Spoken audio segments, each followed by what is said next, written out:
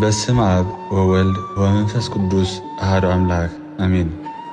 መጽሐፍ ቅዱስ ኦሪት ዘሌዋውያን ምዕራፍ 11 ዝብልዑ እንስሳታት። እግዚአብሔር ድማ ንሙሴን ንኣሮንን ከምዚ ኢሉ ተዛረቦም፣ ንደቂ እስራኤል ከምዚ ኢልኩም ተዛረቦም፣ ካብ ኩሎም ኣብ ምድሪ ዘለዉ ህይወት ዘለዎም እትበልዕዎም እንስሳታት እዚኣቶም እዮም። ካብ እንስሳታት ጽፍሩ ዝተሰጠቐ ሸኾንኡ ድማ ዝተመቕለ መጉስዕ ዝመልስ ዘበለ ብልዑ። መጉስዕ ዝመልሱ ጥራይ ወይ ሸኾንኦም ዝምቀሉ ጥራይ እንስሳ ግና ኣይትብልዑ። ገመል መጉስዕ ትመልስ እያ፣ ሸኾና ግን ምቑል ኣይኮነን እሞ ንሳ ንዓኻትኩም ርክስቲ እያ። ጊሔ ድማ መጉስዕ ትመልስ እያ፣ ሸኾና ግና ምቑል ኣይኮነን እሞ ንሳ ንዓኻትኩም ርክስቲ እያ። ማንቲለ ኸዓ መጉስዕ ትመልስ እያ፣ ሸኾና ግና ምቑል ኣይኮነን እሞ ንሳ ንዓኻትኩም ርክስቲ እያ። ሓሰማ ሸኾና ምቑል እዩ፣ መጉስዕ ግና ኣይትመልሰን እያ እሞ ንሳ ንዓኻትኩም ርክስቲ እያ። እዚኣተን ንዓኻትኩም ርኹሳት እየን እሞ ስግአን ኣይትብልዑ፣ ገንብአን እውን ኣይትተንክዩ። ካብቶም ኣብ ማይ ኣብ ባሕርን ኣብ ሩዋታትን ዝነብሩ ክንፍን ቅርፊትን ዘለዎም ኩሎም ብልዑ። ግናኸ ኣብ ማይ ካብዚ ወሳወስ ኩሉን ኣብ ማይ ካብ ዝነብር ኩሉ ህይወት ዘለዎን ኣብ ባሕርን ኣብ ሩዋን ዘሎ ክንፍን ቅርፊትን ዘይብሉ ኩሉ ንሳቶም ንዓኻትኩም ፍኑፉናት ይኾኑ። ፈንፍንዎም እምበር ካብ ስጎም ኣይትብልዑ፣ ንገንብኦም ከዓ ፈንፍንዎ። ኣብ ማይ ዘሎ ክንፍን ቅርፊትን ዘይብሉ ኩሉ ንዓኻትኩም ፍኑፉን ይኹን። ካብ ኣዕዋፍ ድማ ፍኑፉናት ስለ ዝኾና ዘይብልዓ እትፍንፍንወን እዚኣተን እየን፦ ንስሪ፣ ጋማት፣ ወሓጥ ዓሳ፣ ጻዕዳ ከርስ፣ በላዕ ልኻይ በብዓይነቱ፣ ኩሉ ካኽ በብዓይነቱ፣ ሰገን፣ ጉጉት፣ ሮብራ፣ ተገዳር ሓረስታይ በብዓይነቱ፣ ንእሽቶ ጉንጓ፣ ሓሓት፣ ዓባይ ጉንጓ፣ ቀራን ጉንጓ፣ ቀይሕ ሓሓት፣ ኣሞራ፣ ራዛ፣ ሰብ ጸራድ በብዓይነቱ፣ ተንባሃረጅ፣ መንካዕ። ነፋሪ ዘበለ ብ4 መሓውር ዝኸይድ ኩሉ ለመምታ ንዓኻትኩም ፍንፉን እዩ። 4 መሓውር ካብ ዘለዎ ኩሉ ነፋሪ ለመምታ ኣብ ልዕሊ እግሩ ኣብ ልዕሊ ምድሪ ዝነጥርን 2 ሰረፍ ዘለዎ ብልዑ። ካብኣቶም እትበልዕዎም እዚኣቶም እዮም፦ ፋንጣ በብዓይነቱን፣ ኣንበጣ በብዓይነቱን፣ ኩብኩብታ በብዓይነቱን፣ ጎደበ በብዓይነቱን። 4 መሓውር ዘለዎ ኩሉ ካልእ ነፋሪ ለመምታ ግና ንሱ ንዓኻትኩም ፍንፉን እዩ። እዚኣቶም እዮም ዘርክስኹም። ነፍሲ ወከፍ ገንቦኦም ዝተንከየ ክሳዕ ምሸት ርኹስ ይኹን። ነፍሲ ወከፍ ገንቦኦም ዘለዓለ ኸዓ ክዳኑ ይሕፀብ፣ ክሳብ ምሸት ድማ ርኹስ ይኹን። ኩሉ እንስሳ ምቑል ሸኾና ዘለዎ እሞ ፈጺሙ ዘይተሰንጠቐ መጉስዕ ድማ ዘይመልስ ንዓኻትኩም ርኹስ ይኹን። ዝተንከዮ ዘበለ ርኹስ ይኹን። ብ4 መሓውር ካብ ዝኸይድ ኩሉ እንስሳ ብግና ኢሉ ዝኸይድ እውን ንሳቶም ንዓኻትኩም ርኹሳት እዮም። ገንቦኦም ዝተንከየ ዘበለ ኩሉ ምሸት ርኹስ ይኹን። ገንቦኦም ዝለዓለ ዘበለ ድማ ክዳኑ ይሕፀብ፣ ክሳብ ምሸት እውን ርኹስ ይኹን። እዚኣቶም ንዓኻትኩም ርኹሳት እዮም። ኣብ ምድሪ ለመም ካብ ዝብሉ ለመምታ ድማ እዞም ዝስዕቡ ንዓኻትኩም ርኹሳት ይኹኑ። ፍሒራ፣ ኣንጭዋ፣ ሓማት ተመን በብዓይነቱ፣ ጠብቕ፣ እንቁርዖብ፣ ጎብዬ፣ ምንጭልቁት፣ ነፋሒቶ። ካብ ኩሉ ለመም ዝብል እዚኣቶም ንዓኻትኩም ርኹሳት ይኹኑ። ምስ ሞቱ ዝተንከዮም ዘበለ ክሳብ ምሸት ርኹስ ይኹን። ካብዚኣቶም ምስ ሞተ ዝወደቆ ዝኾነ ዝዕየዮ ኣቕሓ ብዕንጨይቲ ዝተገብረ ኣቕሓ ኾነ ወይ ክዳን ወይ ጉኖ ወይ ቀረፂት ርኹስ ይኹን እሞ ናብ ማይ እቶ ክሳብ ምሸት ድማ ርኹስ ይኹን። ብድሕሪኡ ይነጽህ። ኣብ ዝኾነ ኣቕሓ መሬት ካብዚኣቶም ኣብ ውሽጡ ዝወደቐ ኸዓ ኣብ ውሽጡ ዘሎ ኩሉ ርኹስ ይኹን። ነቲ ኣቕሓ ድማ ስበርዎ። ኣብ ዝብላዕ ዘበለ ካብቲ ዝረኸሰ ኣቕሓ መሬት ማይ እንተፈሰሶ እቲ ብልዒ ርኹስ ይኹን። ብዝኾነ ከምዚ ዝበለ ኣቕሓ ዝስተ ኩሉ መስተ እውን ርኹስ ይኹን። ካብ ገንቢ እዚኣቶም ዝወደቆ ዝኾነ ነገር ርኹስ ይኹን። ኣብ እቶን ወይ ኣብ ምድጃ እንተወደቑ ድማ እቲ እቶን ኮነ እቲ ምድጃ ይፍረስ። ነቲ ገንቢ ዝተንከዮ ዘበለ ኩሉ ይርከስ። ዓይነ ማይ ወይ ማይ ዝዕቆሮ ሓፅቢ ግና ንጹህ እዩ። ካብ ገንቦኦም ገለ ኣብ ዝዝራእ ዘርኢ እንተወደቐ ኸዓ ንሱ ንጹህ እዩ። ኣብ ልዕሊ እቲ ዘርኢ ማይ እንተተኻዕዎ እሞ ካብቲ ገንቦኦም ገለ እንተወደቆ ግና ንዓኻትኩም ርኹስ ይኹን። ካብቶም ንመብልዕ ዝኾንኹም እንስሳ ገለ እንተሓለቐ እቲ ነቲ ገንቡ ዝተንከየ ክሳዕ ምሸት ርኹስ ይኹን። ካብቲ ገንቡ ዝበልዐኻ ክዳኑ ይሕፀብ ክሳብ ምሸት ግና ርኹስ ይኹን ነቲ ገንቡ ዘለዓሎ እውን ክዳኑ ይሕፀብ ክሳብ ምሸት ድማ ርኹስ ይኹን ኣብ ምድሪ ለመም ዝብል ኩሉ ለመምታኻ ፍንፉን እዩ ስለዚ ኣይበላዕ ኣብ ልዕሊ ምድሪ ለመም ዝብል ኩሉ ለመምታ ማለት ብኸብዱ ዝኸይድ ኮነ በ4 መሓውር ዝኸይድ ወይ ብዙሕ ኣጋር ዘለዎ ዘበለ ፍንፉን እዩ እሞ ኣይትብልዕዎም በቲ ለመም ዝብል ኩሉ ለመምታ ንገዛእ ርእስኹም ኣይትፈንፍኑ በኣቶም ከይትረኽሱስ ገዛእ ርእስኹም በኣቶም ኣይተርክሱ ኣነ እግዚኣብሔር ኣምላኽኩም እየ እሞ ተቐደሱ ኣነ ቅዱስ እየ እሞ ቅዱሳን ኩኑ ኣብ ምድሪ ብዚወሳወስ ኩሉ ለመምታ ገዛእ ርእስኹም ኣይተርክሱ ኣምላኽኩም ክኸውን ኢለ ካብ ምድሪ ግብፂ ዘውፃእክኹም ኣነ እግዚኣብሔር እየ ኣነ ቅዱስ እየ እሞ ቅዱሳን ኩኑ ኣብ መንጎ ርኹስን ንጹህን ኣብ መንጎ ዝብላዕን ዘይብላዕን ፍጡር ፈሊኹም ምእንቲ ክትፈልጡ ብዛዕባ እንስሳ ኣዕዋፍን ኣብ ማይ ዝወሳወስ ህይወት ዘለዎ ኩሉ እንስሳን ኣብ ምድሪ ለመም ዝብል ኩሉ እንስሳን እቲ ሕጊ እዚ እዩ ምዕራፍ 12 ዝወለዳ ኣንስቲ ዝነጽሓሉ ምዕራፍ እግዚአብሔር ድማ ንሙሴ ከምዚ ኢሉ ተዛረቦ ንደቂ እስራኤል ከምዚ ኢልካ ተዛረቦም ሰበይቲ እንተጠነሰት ወድኻ እንተወለደት ን7 መዓልቲ ርኽስቲ ትኹን ከምቲ ብመዓልታት ሕማም ጽገኒኣ ርኽስቲ ትኹን ብሳመይቲ መዓልቲ ድማ እቲ ህፃን ስጋ እልብኡ ይገዘር ካብ ምፍሳስ ደማ ክሳብ እትነጽህ 33 መዓልቲ ትጽናሕ መዓልታት ምንጻሕ ክሳብ ዝመልእ ቅዱስ ነገር ኣይትተንኪ ናብ መቕደስ እውን ኣይትእቶ ጓል እንተወለደት ግና ከምቲ ብእዋን ጽገኒኣ ንኽልተ ሰሙን ርኽስቲ ትኸውን ካብ ምፍሳስ ደማ ክሳብ እትነጽህ ከዓ 66 መዓልቲ ትጽናሕ ወዲ ወይ ጓል ወሊዳ መዓልታት ምንጽሓ ምስ መለአ ንዝሓርር መስዋእቲ ዓመት ዝገበረ ገንሸል ኣብ ክንዲ ሓጢኣ ዝስዋዕ ርግቢ ወይ ባሬቶ ናብ ኣፍ ደገ እቲ ኣነ እግዚኣብሔር ዝርከበሉ ድንኳን ናብቲ ካህን ተምጽእ ንሱ ድማ ኣብ ቅድሚ እግዚኣብሔር የቕርቦ ሕድገት ሓጢኣት ከዓ ይርከበላ ንሳ እውን ካብ ምፍሳስ ደማ ክትነጽህ እያ ሕጊ ናይታ ወዲ ወይ ጓል ዝወለደት ሰበይቲ እዚ እዩ ገንሸል ዝኣክል ኣብ ኢዳ እንተ ዘይረኸበት ከዓ 2 ባሬቶ ወይ 2 ርግቢት ሓንቲ ንዝሓርር መስዋእቲ ሓንቲ ከዓ ኣብ ክንዲ ሓጢኣት እትስዋዕ ተምጽእ እቲ ካህን ድማ ሕርገት ሓጢኣት ይርከበላ ንሳ ከዓ ክትነጽህ እያ ምዕራፍ 13 ሕግታት ብዛዕባ ሕማም ቆርበት እግዚኣብሔር ድማ ንሙሴን ንኣሮንን ከምዚ ኣቢሉ ተዛረቦም ሰብ ኣብ ቆርበቱ ሕበጥ ወይ ሽሒር ወይ ብሩህ ብሮት እንተወጾ ዝላገብ ሕማም ቆርበትካ እንተኾነ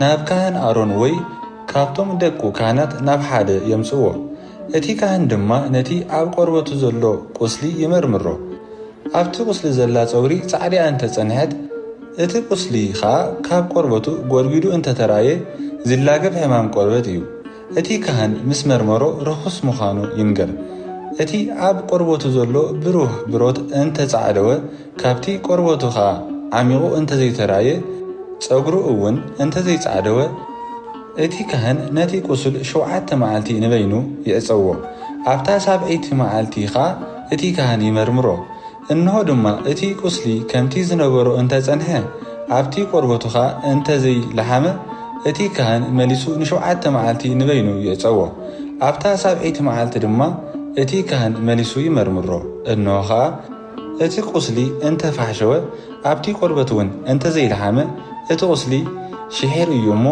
እቲ ካህን ንጹህ ምዃኑ ይንገር እቲ ቁስል ከዓ ክዳውንቱ ሓጺቡ ይንጻሕ ግና እቲ ካህን ንጹህ እዩ ኢሉ ምስ ነገረሉ እቲ ሽሒር ኣብ ቆርበቱ እንተለሓመ ካልኣይሳ ኣብ ካህን ይመርመር እቲ ካህን ድማ ይመርምሮ እንሆ ከዓ እቲ ሽሒር ኣብ ቆርበቱ ሊሒሙ እንተጸንሐ ንሱ ዝላገብ ሕማም ቆርበት እዩ ሽዑ ርኹስ ምዃኑ እቲ ካህን ይንገር ዝላገብ ሕማም ቆርበት ዘለዎ ዘበለ ሰብ ናብ ካህን የምጽእዎ እቲ ካህን ድማ ይመርምሮ ኣብ ቆርበቱ ጻዕዳ ሕበጥ እንተጸንሐ ነቲ ጸጉሪኻ እንተኣጻዕደዎ ኣብቲ ሕበጥ ድማ ብርንዶ ዝመስል ስጋ እንተጸንሐ ንሱ ኣረጊት ሕማም ቆርበት እዩ ርኹስ ምዃኑ እቲ ካህን ይንገር ድሮ ርኹስ እዩ እሞ ንበይኑ ኣይዕጸዎ እቲ ሕማም ቆርበት እንተኣስፋሕፍሐ ነቲ ቁስል እቲ ካህን ክርእዮ ክሳብ ዝኽእል ካብ ርእሱ ክሳብ እግሩ ንኩሉ ቆርበት እንተኸደኖ ሽዑ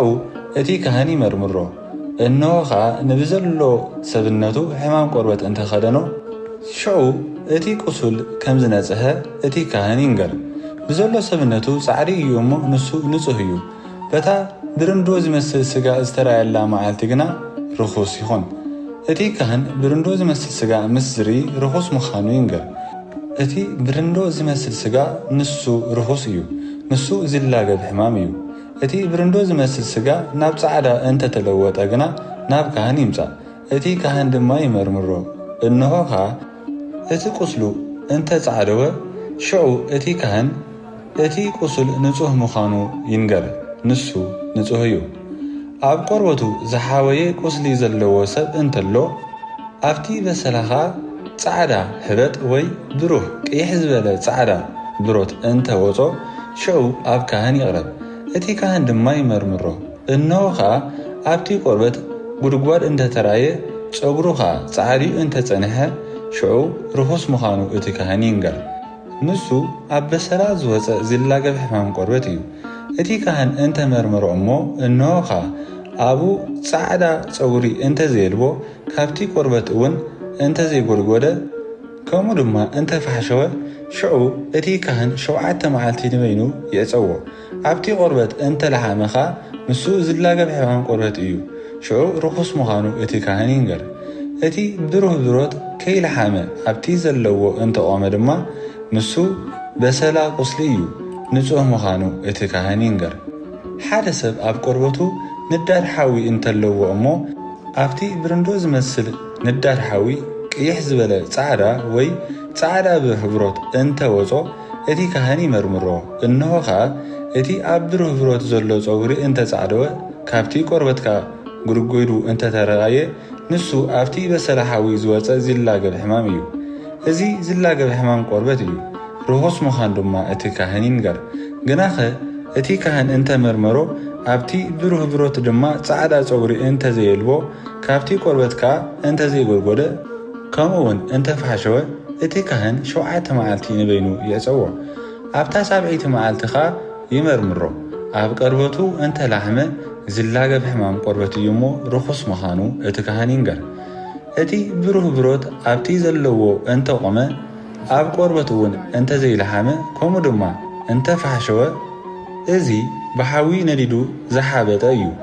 በሰላ ሓዊ ስለ ዝኾነ እቲ ካህን ንጹህ ምዃኑ ይንገር። ንሓደ ሰብኣይ ወይ ንሓንቲ ሰበይቲ ኣብ ርእሲ ወይ ኣብ መንከስ ቁስሊ እንተወጾ እቲ ካህን ነቲ ቁስሊ ይመርምሮ። እነሆ ኸኣ ካብቲ ቆርበት ጐድጊዱ እንተተራየ ቀጢንን ብጫን ጸጉሪ ድማ እንተለዎ ንሱ ዕንፍሩር እዩ። ኣብ ርእሲ ወይ ኣብ መንከስ ዝወፅእ ተላጋቢ ሕማም እዩ። ሽዑ ርኹስ ምዃኑ እቲ ካህን ይንገር። እቲ ካህን ነዚ ቁስሊ እዚ ምስ መርመሮ እሞ ካብቲ ቆርበት ዓሚቑ እንተዘይተራየ ጸሊም ጸጉሪ ድማ እንተዘይብሉ እቲ ካህን ነቲ ቁስሊ ዘለዎ ሰብ 7 መዓልቲ ንበይኑ የዕፀዎ። ኣብ 7ይቲ መዓልቲ ድማ እቲ ካህን ነቲ ቁስሊ ይመርምሮ። እነሆ ኸኣ እቲ ዕንፍሩር እንተዘይለሓመ ብጫ ጸጉሪ እውን እንተዘይብሉ እቲ ዕንፍሩር ከዓ ካብቲ ቆርበት ዓሚቑ እንተዘይተራየ እቲ ሰብ ይላጸ። ነቲ ዕንፍሩር ዘለዎ ሰብነቱ ግና ኣይላጽዮ። እቲ ካህን ድማ ነቲ ዕንፍሩር ዘለዎ መሊሱ 7 መዓልቲ ንበይኑ የዕፀዎ። ኣብ 7ይቲ መዓልቲ ኸኣ እቲ ካህን ነቲ ዕንፍሩር ይመርምሮ። እቲ ዕንፍሩር ኣብ ቆርበት እንተዘይለሓመ ካብቲ ቆርበት እውን ዓሚቑ እንተዘይተራየ እቲ ካህን ንጹህ ምዃኑ ይንገር። እቲ ሰብ ከዓ ክዳውንቱ ይሕፀብ እሞ ይንጻሕ። ግናኸ እቲ ካህን ነጺህ እዩ ኢሉ ምስ ነገረሉ እቲ ዕንፍሩር ኣብቲ ቆርበት እንተላሕመ እቲ ካህን ይመርምሮ። እነሆ ድማ እቲ ዕንፍሩር ኣብ ቆርበት እንተላሕመ እቲ ካህን ብጫ ጸጉሪ እንተሎ ኢሉ ኣይድለ፣ ንሱ ድሮ ርኹስ እዩ። እቲ ዕንፍሩር ኣብቲ ዘለዎ ቆይሙ ኣብኡ እውን ጸሊም ጸጉሪ በቂሉ እንተረኣየ ግና ሓዊኡ እዩ፣ ንሱ ንጹህ እዩ። እቲ ካህን ድማ ንጹህ ምዃኑ ይንገር። ንሓደ ሰብኣይ ወይ ንሓንቲ ሰበይቲ ኣብ ቆርበቱ ጻዕዳ ብሩህ ብሮት እንተወጾ እቲ ካህን ይመርምሮ። እነሆ ኸኣ እቲ ኣብ ቆርበቱ ዘሎ ብሩህ ብሮት ፍሕሽው ዝበለ ጻዕዳ እንተኾነ እዚ ኣብ ቆርበት ዝወፀ ተውሳስ እዩ እሞ ንሱ ንጹህ እዩ። ሰብ ፀጉሪ ርእሱ እንተተመልጠ ናይ ምንቋዕ እዩ እሞ ንሱ ንጹህ እዩ። ርእሱ ብሸነኽ ቅድሚት እንተተመልጠ ድማ ምብራህ እዩ እሞ ንሱ ንጹህ እዩ። ኣብ ነኽዑ ወይ ኣብ በራሑ ቀይሕ ዝበለ ጻዕዳ ቁስሊ እንተወጾ ንሱ ኣብ ነኽዑ ወይ ኣብ በራሑ ዝወፀ ዝላገብ ሕማም እዩ። እቲ ካህን ድማ ይመርምሮ። እነሆ ኸዓ እቲ ኣብ ነኽዑ ወይ ኣብ በራሑ ዘሎ ሕበጥ ቁስሊ ከምቲ ናይ ዝላገብ ሕማም ቆርበት ቀይሕ ዝበለ ጻዕዳ ኮይኑ እንተረኣዮ እቲ ሰብ ሕሙም ስለ ዝኾነ ርኹስ እዩ። ኣብ ርእሱ ቁስሊ ስለ ዘለዎ ኸዓ እቲ ካህን ርኹስ ምዃኑ ይንገረሉ። እቲ ዝላገብ ሕማም ዘለዎ ሰብ ክዳኑ ቅዱድ ይኹን፣ ፀጉሪ ርእሱ ኸዓ ኣይዘርገፍ፣ ከንፈር እውን ይከደን። ርኹስ እየ እናበለ ኸዓ ይጨርሕ። ዝላገብ ሕማም ክሳብ ዘለዎ ርኹስ ይኹን። ርኹስ እዩ እሞ ንበይኑ ይቀመጥ፣ ምቕማጡ ኸዓ ኣብ ወፃኢ ሰፈር ይኹን። ብክዳን ዝላገብ ሕማም ቁፅሪ 47 ኣብ ክዳን ድማ ኣብ ክዳን ፀጉሪ ወይ ኣብ ክዳን ሃሪ፣ ኣብ ቅጥኒ ወይ ኣብ ፋእሚ ናይ ሃሪ ወይ ናይ ፀጉሪ ወይ ኣብ ቆርበት ወይ ኣብ ዝኾነ ካብ ቆርበት ዝተገብረ ነገር ዝላገብ ሕማም እንተለዎ እቲ ሕማም ድማ ኣብ ክዳን ወይ ኣብ ቆርበት ወይ ኣብ ቅጥኒ ወይ ኣብ ፋእሚ ወይ ኣብ ዝኾነ ኣቕሓ ቆርበት ሕምሊ ወይ ቅይሕ እንተበለ ንሱ ዝላገብ ሕማም እዩ እሞ ኣብ ካህን ይርአ። እቲ ካህን ከዓ ነቲ ሕማም ይመርምሮ። ነቲ ሕማም ዘለዎ ክዳን ድማ 7 መዓልቲ ንበይኑ የፀዎ። በታ 7ይቲ መዓልቲ ድማ ነቲ ሕማም ይመርምሮ። እቲ ሕማም ኣብ ክዳን ወይ ኣብ ቅጥኒ ወይ ኣብ ፋእሚ ወይ ኣብ ቆርበት ንዝኾነ እዩ ካብ ቆርበት ኣብ ዝተገብረ ነገር እንተለሓመ በላዒ ዝላገብ ሕማም እዩ እሞ ንሱ ርኹስ እዩ። እቲ ሕማም ዘለዎ ዘበለ ክዳን ወይ ቅጥኒ ወይ ፍእሚ ናይ ፀጉሪ እንተኾነ ወይ ናይ ሃሪ ወይ ዝኾነ ኣቕሓ ቆርበት ይንደድ። በላዒ ሕማም እዩ እሞ ብሓዊ ይንደድ። ግናኸ እቲ ካህን ምስ መርምሮ እቲ ሕማም ኣብ ክዳን ወይ ኣብ ቅጥኒ ወይ ኣብ ፍእሚ ወይ ኣብ ዝኾነ ኣቕሓ ቆርበት እንተዘይለሓመ ነቲ ሕማም ዘለዎ ነገር ክሓፅብዎ እቲ ካህን ይኣዝዝ። መሊሱ ድማ ን7 መዓልቲ ንበይኑ የፀዎ። እቲ ሕማም ዘለዎ ነገር ምስ ተሓፅበ ድማ እቲ ካህን ይመርምሮ። እነሆ ኸዓ እቲ ሕማም ዘለዎ ነገር ሕብሩ እንተዘይለወጠ ሽሕ እኳ እንተዘይለሓመ ንሱ ርኹስ እዩ። እቲ ሕማም ብውሽጢ ይኹን ብደገ እንተሎ እቲ ነገር ብሓዊ ይንደድ። እቲ ካህን ምስ መርመሮ እነሆ ኸዓ እቲ ዝሓመመ ነገር ድሕሪ ምሕፃቡ እንተፋሕሸወ ካብቲ ክዳን ወይ ካብቲ ቆርበት ወይ ካብቲ ቅጥኒ ወይ ካብቲ ፍእሚ ይቕደዶ። ኣብቲ ክዳን ወይ ኣብቲ ቅጥኒ ወይ ኣብቲ ፍእሚ ወይ ኣብ ዝኾነ ኣቕሓ ቆርበት ገና እንተተራየ ይልሕም እዩ ዘሎ እሞ እቲ ሕማም ዘለዎ ነገር ብሓዊ አንድዶ። እቲ እተሓፅቦ ክዳን ወይ ቅጥኒ ወይ ፍእሚ ወይ ዝኾነ ቆርበት ሕማሙ እንተኸደሉ ካልኣይ ሳዕ ይተሓፀብ፣ ንጹህ ድማ ይኹን። ኣብ ክዳን ፀጉሪ ወይ ኣብ ክዳን ሃሪ ወይ ኣብ ቅጥኒ ወይ ኣብ ፍእሚ ወይ ኣብ ዝኾነ ብቆርበት ዝተሰርሐ ኣቕሓ ዘሎ ዝላገብ ሕማም ንጹህ ምዃኑ ወይ ርኹስ ምዃኑ ንምንጋር ዘይኽእለካ ሕጊ እዚ እዩ። ምዕራፍ 14 ካብ ዝላገብ ሕማም ቆርበት ምንጻሕ። እግዚኣብሔር ድማ ንሙሴ ከምዚ ዝስዕብ ኢሉ ተዛረቦ። ብመዓልቲ ምንጻሕ እቲ ዝሓመመ ሰብ ዝፍጽሞ ሕጊ እዚ ዝስዕብ እዩ። ናብ ካህን የምጽእዎ። እቲ ካህን ከዓ ናብ ወፃኢ እቲ ሰፈር ከይዱ ይመርምሮ። እነሆ ኸዓ እቲ ሕሙም ካብ ዝላገብ ሕማም ቆርበት ሓዊ እንተጸንሐ ሽዑ እቲ ካህን ስለ እቲ ዝነጽሐ ሰብ ብህይወተን ዘለዋ 2 ንጹሓት ኣዕዋፍን ዕንጨይቲ ጽሕድን ውፁእ ቀይሕ ፈትልን ስምዕዛን ከምጽኡ ይኣዝዝ።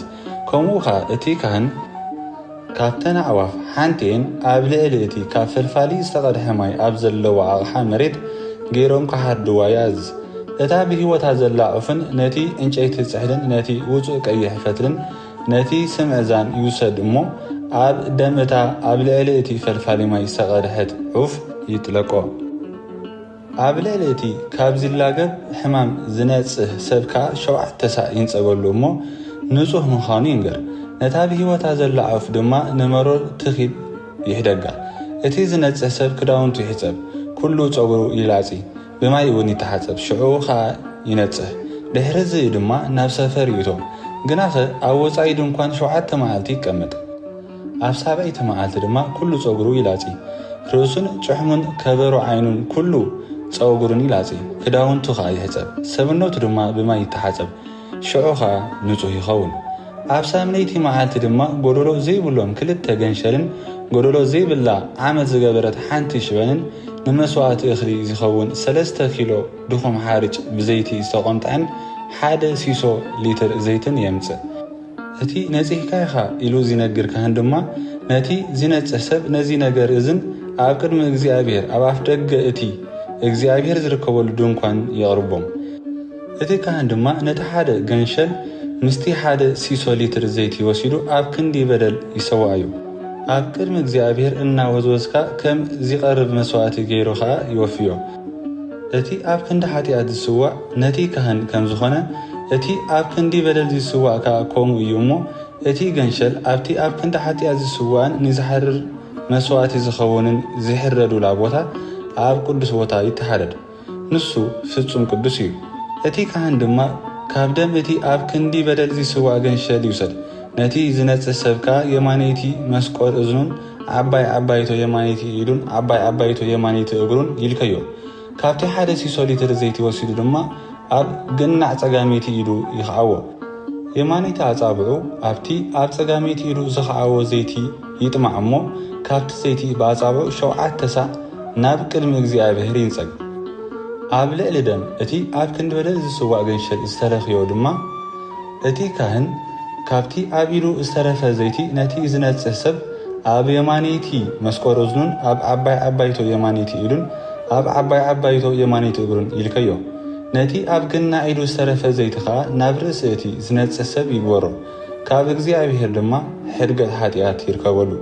ሽዑ እቲ ካህን ኣብ ክንዲ ሓጢኣት ዝስዋዕ መስዋዕቲ የቐርብ እሞ ነቲ ካብ ርኽሰቱ ዝነጽህ ሰብ ሕድገት ሓጢኣት ይርከበሉ። ብድሕሪ ድማ ንዝሓርር መስዋዕቲ ዝኸውን ገንሸል ይሕረድ፣ ምስ መስዋዕቲ እኽሊ ብሓደ ገይሩ ድማ ኣብ ልዕሊ መሰዊ የቕርቦ።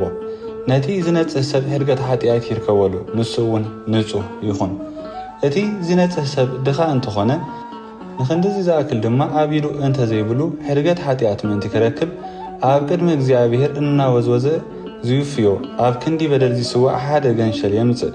ንመስዋዕቲ እኽሊ ዝኸውን ከዓ 1 ኪሎ ብዘይቲ ዝተቖምጠዐ ድኹም ሓርጭን 1 ሲሶ ሊትር ዘይትን የምጽእ።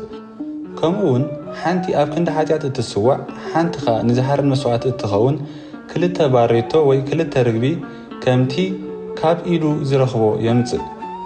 በታ ምንጽሁ ዝፍጸመላ 8ይቲ መዓልቲ ነዚ ነገር እዚ ናብ ካህን ናብ ኣፍ ደገ እቲ እግዚኣብሔር ዝርከበሉ ድንኳን ናብ ቅድሚ እግዚኣብሔር የምጽኣዮ። እቲ ካህን ድማ ነቲ ኣብ ክንዲ በደል ዝስዋዕ ገንሸልን ነቲ 1 ሲሶ ሊትር ዘይትን ይውሰድ እሞ ኣብ ቅድሚ እግዚኣብሔር እናወዝወዝካ ከም ዝቐርብ መስዋዕቲ ገይሩ ኣብ ቅድሚ እግዚኣብሔር ይወፍዮ። ነቲ ኣብ ክንዲ በደል ዝስዋዕ ገንሸል ከዓ ይሕረዶ። እቲ ካህን ድማ ካብ ደም እቲ ኣብ ክንዲ በደል ዝስዋዕ ገንሸል ወሲዱ ነቲ ዝነጽህ ሰብ ብየማነይቲ መስቆር እዝኑን ዓባይ ዓባይቶ የማነይቲ ኢዱን ዓባይ ዓባይቶ የማነይቲ እግሩን ይልከዮ። እቲ ካህን ከዓ ካብቲ ኣብ ጸጋሜይቲ ኢዱ ዘሎ ዘይቲ ብየማነይቲ ኣጻብዑ ኣብ ቅድሚ እግዚኣብሔር 7 ሳዕ ይንጸግ። ኣብ ልዕሊ ደም እቲ ኣብ ክንዲ በደል ዝስዋዕ ገንሸል ዝተለኽዮ ቦታ እቲ ካህን ነቲ ዝነጽህ ሰብ ካብቲ ኣብ ኢዱ ዘሎ ዘይቲ ኣብ የማነይቲ መስቆር እዝኑን ኣብ ዓባይ ዓባይቶ የማነይቲ ኢዱን ኣብ ዓባይ ዓባይቶ የማነይቲ እግሩን ይልከዮ። ነቲ ኣብ ኢዱ ዝተረፈ ዘይቲ ኣብ ቅድሚ እግዚኣብሔር ሕድገት ሓጢኣት ክረኽበሉ ኣብ ርእሲ እቲ ዝነጽህ ሰብ ይግበሮ። ከም ርካቡ ኸዓ ሓንቲ ካብተን ባሬቶ ወይ ሓንቲ ካብተን ርግቢ ይሰውእ። ምስቲ መስዋዕቲ እኽሊ ከም ርካቡ ሓንቲ ኣብ ክንዲ ሓጢኣት እትስዋዕ ሓንቲ ድማ ንዝሓርር መስዋዕቲ እትኸውን ይሰውእ።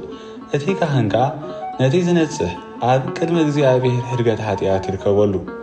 ብዛዕባ እቲ ዝላገብ ሕማም ቆርበት ዘለዎ እሞ ንምንጽሁ ዘድሊ ስሩዕ መስዋዕቲ ከቕርብ ዓቕሚ ዘይብሉ ሰብ ሕጉ እዚ እዩ። ኣብ ቤት ዝርከብ ተላጋቢ ሕማም ቁጥሪ 33 እግዚኣብሔር ድማ ንሙሴን ንኣሮንን ከምዚ ኢሉ ተዛረቦም፣ ናብቲ ኣነ ንርስቲ ዝህበኩም ምድሪ ከነዓን ምስ ኣተኹም እሞ ኣብታ ዝተረስተኹምዋ ሃገር ናብ ሓንቲ ቤት ዝላገብ ሕማም እንተሰደድኩ ሽዑ እቲ በዓል ቤት ናብቲ ካህን መጺኡ ኣብ ቤተይ ከምዚ ላገብ ሕማም ቆርበት ዝመስል ርየ ኢሉ ይንገሮ።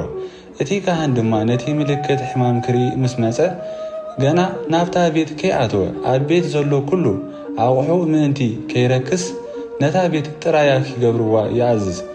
ድሕሪዚ ነታ ቤት ክምርምራ ይእቶ። ነቲ ምልክት ሕማም ድማ ይምርምሮ። እኖኻ እቲ ምልክት ሕማም ኣብ መንደቕ እታ ቤት ሕምሊ ዝበለ ወይ ቅይሕ ዝበለ ጉድጓድ ካብቲ መንደቕ ዓሚቑ እንተተራየ ሽዑ እቲ ካህን ካብታ ቤት ናብ ኣፍ ደገ ይውፃእ። ነታ ቤት ከዓ ን7 መዓልቲ የፀዋ። በታ 7ይቲ መዓልቲ ተመሊሱ ድማ ይመርምራ። እኖኻ እቲ ሕማም ኣብ መንደቕ እታ ቤት እንተለሓመ ሽዑ ነቲ ሕማም ዘለዎ ኣእማን ኣውፂኦም ናብ ወፃኢ ከተማ ናብ ርኹስ ቦታ ክድርብዎ ይኣዝዝ። እታ ቤት ድማ ብውሽጣ ኩላ ትተሓኽኽ። እቲ ሕካኽ መሬት ከዓ ናብ ወፃኢ ከተማ ናብ ርኹስ ቦታ ይጓሓፍ። ኣብ ክንዲ እቲ ዘውፅእዎ ኣእማን ድማ ካልእ ኣእማን ወሲዶም ይተክዎ። ካልእ መሬት ወሲዶም ከዓ ነታ ቤት ይለቕልቕዋ። ነቲ ኣእማን ምስ ኣውፅዎ እታ ቤት ድማ ምስ ተሓከትን ምስ ተለቕለቐትን እቲ ምልክት ሕማም መሊሱ እንተወፀ እቲ ካህን ኣትዩ ይመርምራ። እነሆኻ እቲ ሕማም ኣብታ ቤት እንተለሓመ ኣብታ ቤት ዝባላዕ ዝላገብ ሕማም እዩ እሞ እታ ቤት ርክስቲ እያ። ነታ ቤት ድማ ኣእማንን ዕንጨይትን ኩሉ ሓመድን ኣፍሪሶም ናብ ወፃኢ ከተማ ናብ ርኹስ ቦታ ይጓሓፍዎ። በተን እታ ቤት እትዕፀወለን ኩለን መዓልታት ዝኣተዋ ሰብ ድማ ክሳብ ምሸት ርኹስ ይኹን። ኣብታ ቤት ዝደቀሰ ወይ ዝበልዐ ከዓ ክዳውንቱ ይሕፀብ። እቲ ካህን ክምርምር እንተኣተወ እነሆኻ እታ ቤት ምስ ተለቕለቐት እቲ ሕማም ኣብታ ቤት ከም ብሓድሽ እንተዘይተረኣየ እቲ ሕማም ሓዊ እዩ እሞ እታ ቤት ንጽሕቲ ምዃና እቲ ካህን ይንገር። እታ ቤት እትነጻህሉ ድማ 2 ዑፍን ዕንጨይቲ ጽሕድን ውፁእ ቀይሕ ፈትልን ስምዕዛን ይውሰድ። ነታ ሓንቲ ዑፍ ኣብ ልዕሊ ካብ ፈልፋሊ ዝተቐድሐ ማይ ኣብ ዘለዎ ኣቕሓ መሬት ገይሩ ይሕረዳ። ነቲ ዕንጨይቲ ጽሕድን ስምዕዛን ውፁእ ቀይሕ ፈትልን ነታ ብሂወታ ዘላ ዑፍን ወሲዱ ኣብ ደም እታ ዝተሓርደት ዑፍን ኣብቲ ፈልፋሊ ማይን ጠሚዑ ነታ ቤት 7 ሳእ ይንጸገላ። ነታ ቤት እውን ብደም እታ ዑፍን በቲ ፈልፋሊ ማይን በታ ብሂወታ ዘላ ዑፍን ብዕንጨይቲ ጽሕድን ብስምዕዛን ብውፁእ ቀይሕ ፈትልን ገይሩ የንጽሐያ። ነታ ብሂወታ ዘላ ዑፍ ድማ ናብ ወፃኢ ከተማ ንመሮር ትኺል ይህደጋ። ነታ ቤት ከዓ ሕድገት ሓጢኣት ይርከበላ፣ ንሳኻ ንጽሕቲ ትኸውን። ንኹሉ ዓይነት ዝላገፍ ሕማም ቆርበትን ዕንፍሩርን ኣብ ክዳን ኮነ ኣብ ቤት ንዝወፅእ ተላጋቢ ሕማምን ንሕበጥን ንሽሒርን ንብሩህ ብሮትን ዘርኢ ሕጊ እዚ እዩ። ዝረኸሰላ መዓልትን ዝነጽሓላ መዓልትን ዘፍልጥ ሕጊ ተላጋቢ ሕማም ቆርበት እዚ እዩ። ምዕራፍ 15 ይቐጽል።